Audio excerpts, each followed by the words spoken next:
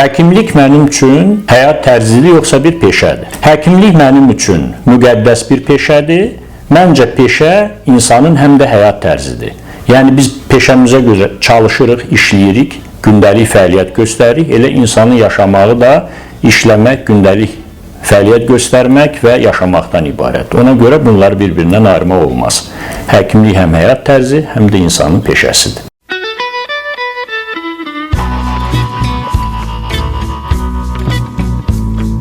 Hər peşənin bir öyrətdiyi, qazandırdığı və bir də aldıqları var. Tibb, həkimlik peşəsi sizdən nələri aldı, sizə nələri bəxş elədi? Bir peşənin insanı nədənsə məhrum etməyi biraz nisbi məsələdir. Çünki insan bir peşə ilə həqiqətən köklü, fəlsəfi və ətraflı məşğul olursa, bu elə onun məşğuliyyəti və həyatda arzuladığı hadisələr və mərhələlərin nəticəsi deməkdir.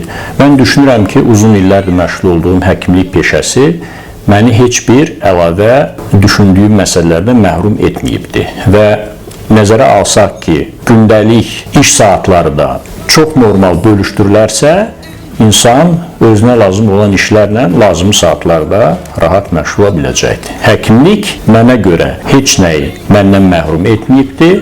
Əksinə, arzuladığım, görmək istədiyim, özümü rahat hiss etdiyim bütün mərhələləri mənim üçün əlçatan edibdir.